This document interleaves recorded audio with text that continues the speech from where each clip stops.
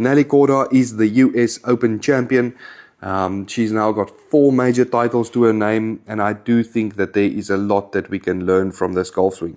Starting with her setup position, we can see that her hips are exactly over her ankles. From there, she bends down about 50 degrees, and this allows her arms to pretty much hang straight under her. As far as a setup position goes, this is as good as it gets.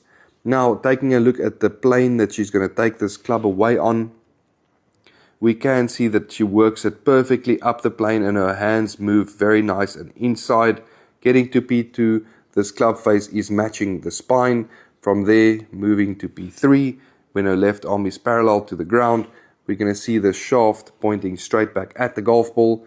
Then her hands going straight through the right bicep and to the top of the golf swing, where her left arm matches her shoulder plane, which is the quickest access and 90 degrees to our spine to turn around on. Now, looking at her hand depth, we can see that she's got a good amount of hand depth, which is on the heels. From there, she has now earned every right to just absolutely bring her hands down straight back at the golf ball, which is exactly what she does. We can see how nice and in front of her it is.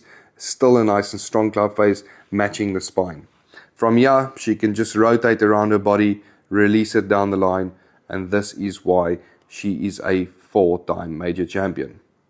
If you are somebody that wants a breakdown of your swing, comment breakdown below and I'll send you a DM.